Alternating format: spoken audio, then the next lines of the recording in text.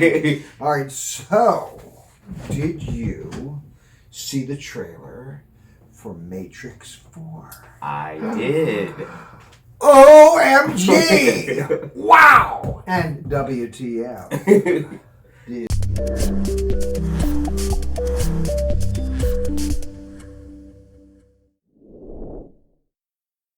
Yeah, I did see it. Oh, wow. Seamless transition, I think, right, from the last John Wick movie.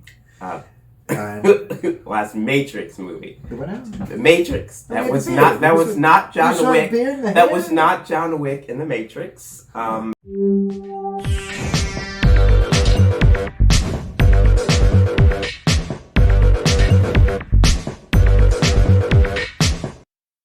Well, it certainly wasn't Morpheus. I don't know who that guy was. Neo. Or that was you were Morpheus. That wasn't Morpheus. That was we had Neo and Trinity. That was you if you took off the hat. That was not Come on, me. if It you was took off not. the hat, that It was was you. not me. Look at those muscles. That was the one interesting thing because you're waiting to see. I know. So it's like Lawrence a new Morpheus. Yeah. Now, But- why? What happened? Why didn't they bring him back? So this is what I think. This is just my theory. Is it's going to play into the movie. I'm thinking there's a reason why there's there's a lot of theories. It's why Morpheus seems to be different this time. But okay. Well, we start out in the trailer, for the one person who hasn't seen the trailer yet, where you hear the White Rabbit music from Jefferson Airplane. Great, perfect music for this. And he's in the psychiatrist's office by Neil Patrick Harris. Oh my God. Perfect. Like the doctor. Perfect. Crazy? We don't use that word here. And he's convinced somehow that his entire life in the Matrix may have been a delusion. Is that what it's in? Right, yeah. And you get the idea. And then he's like wolfing down the blue pills like it's candy. Right? Blue or red. And he's in the elevator and everyone's zombied out on their phone. They're in a phone matrix. And he looks up and it's like the glass ceiling of the elevator. And you could see that he needs to escape the matrix again. And then he gets in all kind of kung fu stuff. Oh, when he meets Carrie-Anne Moss again.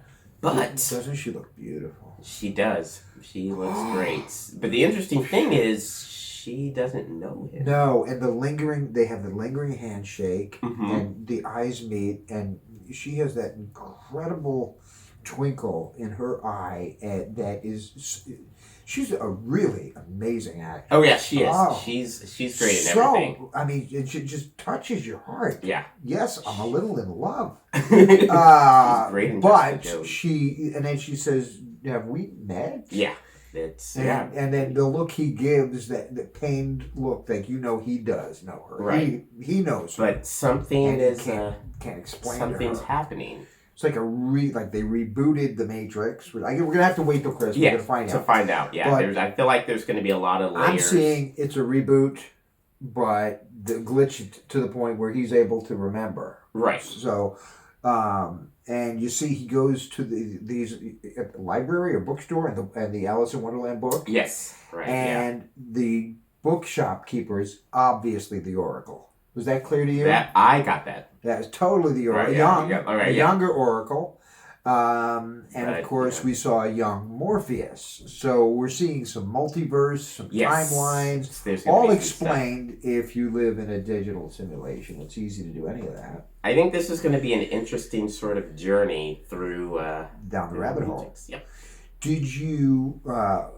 What did you think of the look of the film from the trailer? I mean, you could. I actually liked. I feel like it's. As soon as it started, this was the Matrix. The tint, the greenish tint. Yeah. It's a stunningly beautiful cinematography. I mean, it's fantastic. Well, the Matrix films were known for their visuals, so that's a groundbreaking, huge innovative, and incredibly original filmmakers that changed filmmaking. What they call it, the bullet time, the slow mo. Look here, you like your straight. It's like right and slow time. Yeah, that's so as much kung fu as I can do. Maybe we'll save that for another. And I got kung fu elbow doing it. Maybe we'll save that for a different Matrix. Yeah, I'm excited about it. I just want to see where the story goes. It's going to be interesting. The Matrix movies blew my mind. Well, the first one did. The first one, when it first came out, that completely blew my mind. And the notion that we could be living in a simulation. It's an original idea. Not really. No. It goes way back thousands of years to the notion of Plato. And Plato had a story, the allegory of the cave. And in the allegory of the cave, it was the notion that this is not the real world. Yes. We are living in a cave, and we see shadows on the wall, and whoever's casting those shadows, that's the real world. And the allegory of the cave really was maybe the first to explore this notion that this world is an illusion. And after seeing The Matrix, the notion of it would be a computer simulation. Right, yeah. They use the sort of current society's, backdrop. Yeah. Okay, so then in 2003, Oxford professor Nick Bostrom came out with his thesis paper called, Are We Living in a Matrix, or some title like that. And he actually gave a convincing argument as to the reasons why we are. And this is an Oxford-trained scientist who, hard to argue with him, really. He lays it out very well, that either societies get to the great filter and destroy themselves before they could create simulations, or they completely lose interest in creating ancestor simulations, or 3, we're living in a simulation. Now, we know we already build simulations, the Sims, the video games. Oh, yeah. And Elon Musk talks about Pong, and how we went from Pong to the ultra-realistic games we have today, and that in another 50 years or 100 years, he said in 1,000 years, it will be impossible to distinguish what's real and what's a video game. In fact,